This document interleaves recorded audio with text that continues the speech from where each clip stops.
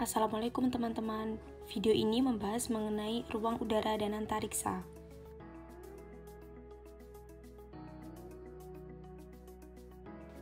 Yang akan dibahas adalah A. Hukum udara, B. Status yuridik ruang udara, C. Rezim yuridik navigasi udara, D. Hukum antariksa, dan E. Kepentingan Indonesia atas ruang antariksa.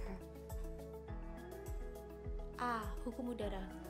1. Konvensi Paris merupakan konvensi internasional tentang navigasi udara yang dicetuskan oleh Komisi Khusus, mulai berlaku sejak 11 Juli 1922, namun pelaksananya terbatas pada negara yang menang pada Perang Dunia I. A. Rezim udara menerima prinsip kedaulatan nasional seperti yang tercantum pada pasal 1 konvensi. Prinsip utama konvensi ini adalah ruang udara mengikuti status yuridik dari bumi yang berada di bawahnya. Konvensi memberikan keringanan atas prinsip yang ketat berupa kebebasan lintas sesuai pasal 2 konvensi. Pada pasal 3 disebutkan bahwa hak lintas terbang dapat dibatasi oleh negara di bawahnya atas alasan militer atau kepentingan keamanan publik. Konvensi ini hanya berlaku di waktu damai, sementara pada waktu perang, konvensi membatasi diri dengan hanya menyatakan kebebasan bertindak bagi negara yang berperang dengan memperhitungkan hak dari negara netral. B. Rezim pesawat udara. Pesawat udara diizinkan melakukan penerbangan internasional dengan syarat punya kebangsaan. Sistem kebangsaan pesawat udara berdasarkan pada dua ketentuan. 1. Ditentukan oleh pendaftarannya di suatu negara tertentu.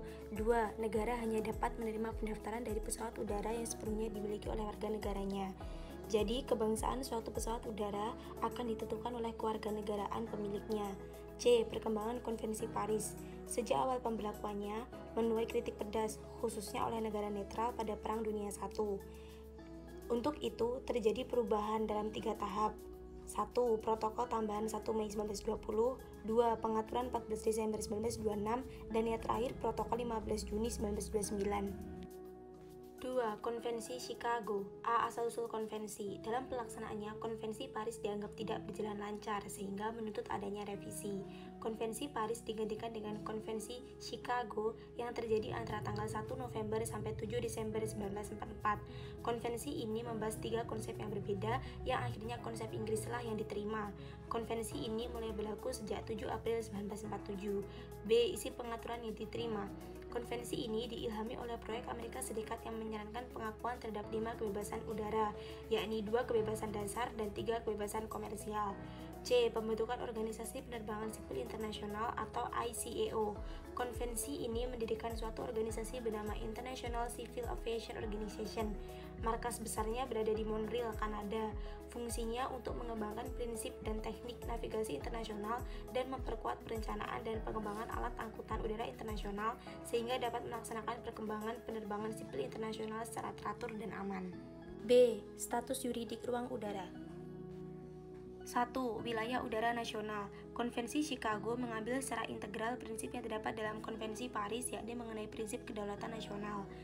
Negara bebas untuk mengatur dan bahkan melarang pesawat asing terbang di atas wilayahnya, dan penerbangan yang tidak diizinkan merupakan pelanggaran terhadap kedaulatan teritorial negara yang berada di bawahnya. Dalam hal pelanggaran kedaulatan negara oleh pesawat sipil maupun militer, negara yang bersangkutan dapat menyergap pesawat asing tersebut dan memintanya untuk mendarat. Sepanjang menyangkut pesawat sipil, negara yang bersangkutan tidak boleh menggunakan tindakan balasan tanpa batas. 2. Masalah delimitasi. Tidak adanya delimitasi vertikal antara ruang udara dan antariksa menimbulkan kesukaran untuk memberikan definisi terhadap kedua ruang udara tersebut sepanjang menyangkut pemilikannya.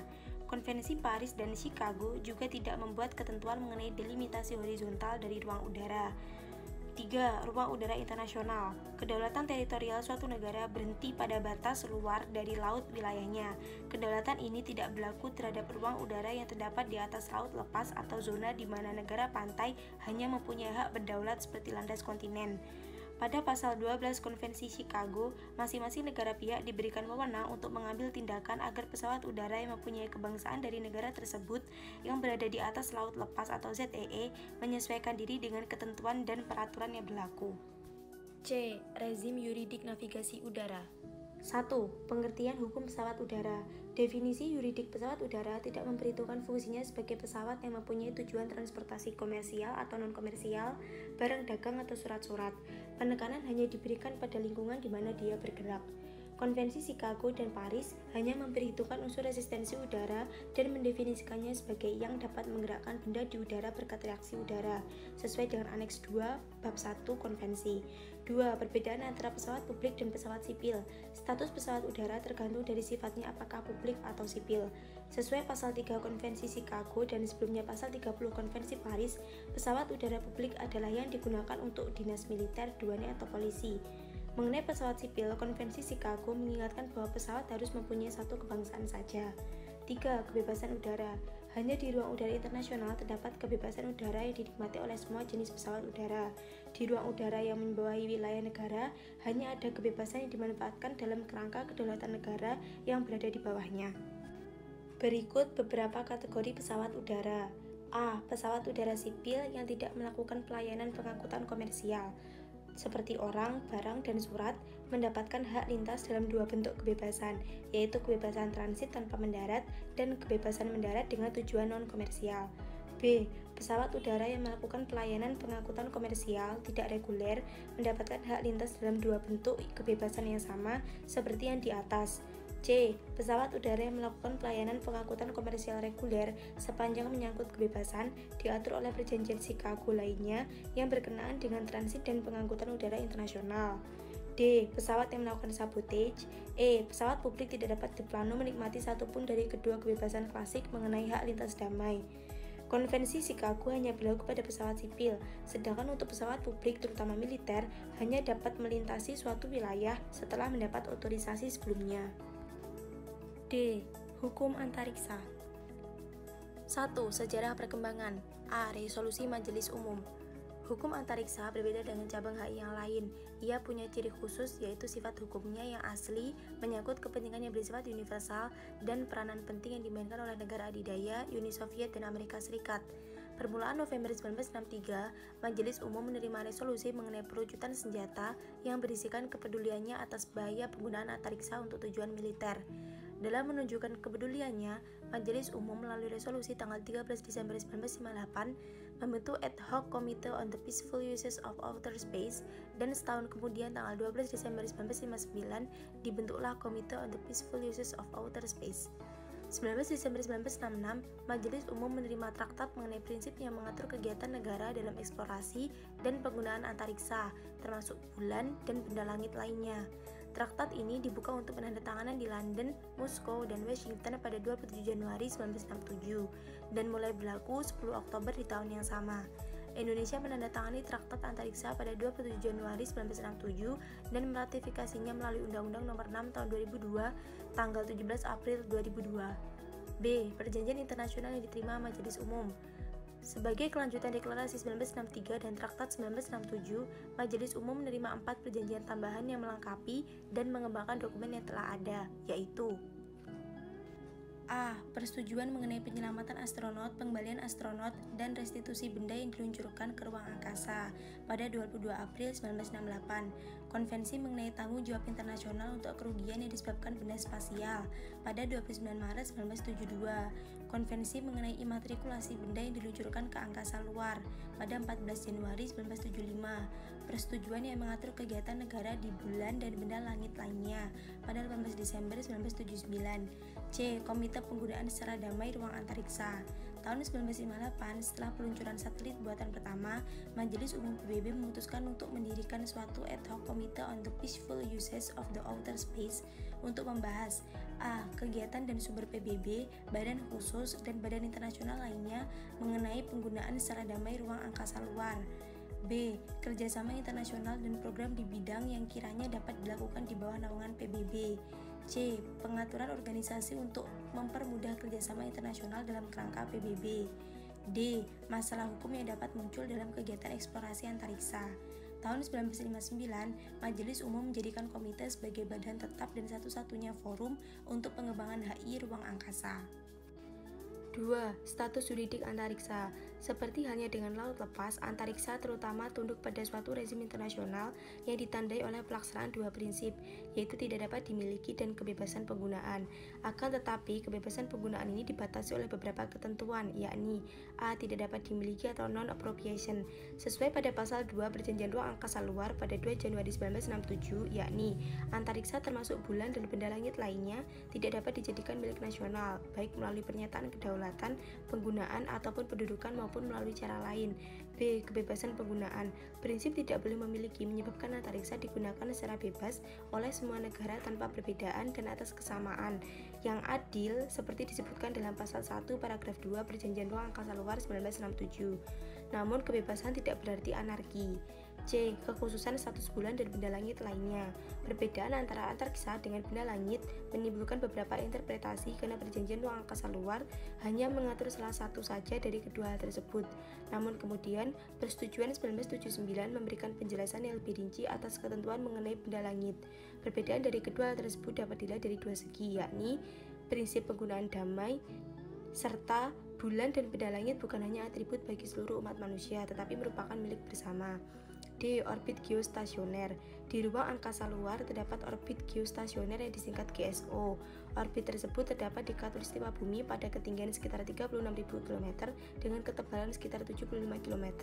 Dengan ciri alamiah yang khusus, GSO punya keunggulan tertentu bila dibanding dengan bagian lainnya di antariksa. Keunggulan ini berupa satelit atau benda antariksa lainnya yang ditempatkan di GSO kelihatan stasioner bila dilihat dari permukaan bumi, karena periode putarnya hampir sama dengan periode putar bumi. Mengingat manfaat GSO, maka PBB melalui Badan Khusus ITU dan terutama Committee on the Peaceful Uses of Outer Space selalu berupaya untuk merumuskan ketentuan internasional sehubungan dengan pemanfaatan GSO. GSO pertama kali dibahas pada pertemuan International Astronautical Federation atau IAF International Institute of Space Law di Amsterdam tahun 1974. Dilanjutkan dengan pertemuan negara khatulistiwa yang menghasilkan deklarasi Bogota tahun 1976 yang juga ditandatangani oleh Indonesia. Selanjutnya, deklarasi Bogota dikembangkan lagi dalam pertemuan di Quito, Ekuador pada tahun 1982, tetapi tidak menghasilkan deklarasi baru karena perbedaan pandangan tentang strategi yang ditempuh. 3. Pengaturan kegiatan di antariksa.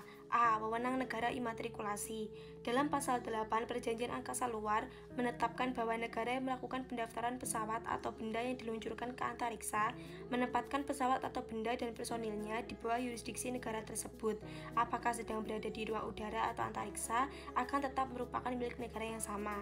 Demikian juga halnya bila pesawat telah kembali ke bumi dari perjalanannya. B. Kewajiban kerjasama. Majelis Umum PBB menganggap bahwa negara dalam melakukan kegiatan eksplorasi dan pemanfaatan antariksa harus didasarkan atas prinsip kerjasama dan saling membantu, serta melakukan semua kegiatannya dengan memperhitungkan sepenuhnya kepentingan yang layak bagi negara lain, seperti yang dinyatakan dalam Deklarasi 13 Desember 1963. C. Masalah tanggung jawab. Tiap negara secara internasional bertanggung jawab atas kegiatan spasial yang dilakukan oleh wilayahnya. Negara tersebut harus mengawasi prakarsa swasta dan menjaga agar kegiatan tersebut dilakukan sesuai ketentuan Perjanjian Ruang Angkasa 1967 sesuai pasal 6. Dalam pasal 7 disebutkan pula bahwa tiap negara yang melakukan peluncuran suatu benda secara internasional bertanggung jawab atas kerusakan yang disebabkan oleh benda spasial tersebut, baik terhadap negara pihak lainnya maupun yang berada di bawah kedaulatan negara lain tersebut. D. Penyelesaian sengketa. Hanya Konvensi 1972 yang berhasil menetapkan sejumlah ketentuan yang diperinci mengenai prosedur yang harus ditempuh bila terjadi permintaan ganti rugi. Disebutkan apabila perundingan diplomatik gagal, maka dibentuk Komisi Penyelesaian Tuntutan yang dapat mengadakan sidang atas permintaan sepihak suatu negara. Namun, penyelesaian yang disarankan oleh komisi hanya mempunyai kekuatan mengikat apabila disepakati oleh pihak yang bersengketa, seperti dalam pasal 14-20 konvensi. E. Mekanisme kelembagaan kerjasama di tingkat universal. Di tingkat universal, Komite Penggunaan Secara Damai Ruang Antariksa memainkan peranan penting karena merupakan organ konsultasi permanen PBB di bidang antariksa. Akan tetapi, dalam masalah yang bersifat teknik, International Telecommunication Union atau ITU memainkan peranan yang utama.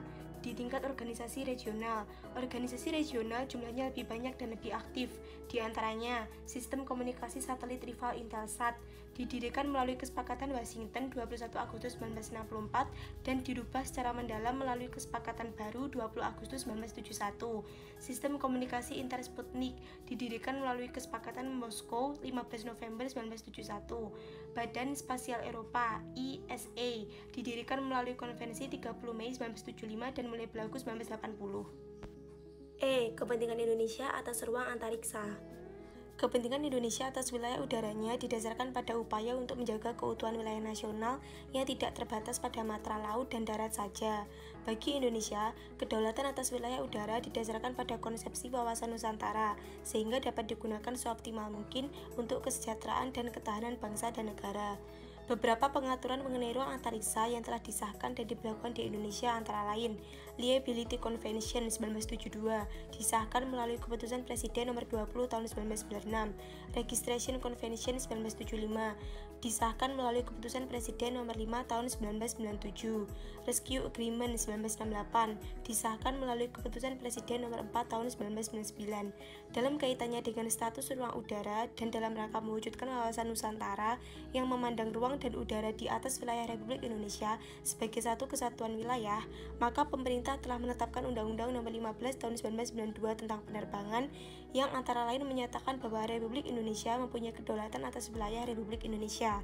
Dalam Undang-Undang Nomor 6 Tahun 1996 tentang Perairan Indonesia telah ditegaskan pula bahwa Indonesia memiliki kedaulatan secara utuh dan penuh terhadap ruang udara di atas wilayah daratan, laut teritorial, dan perairan kepulauan atau archipelago waters. Sekian video pembelajaran ini, terima kasih.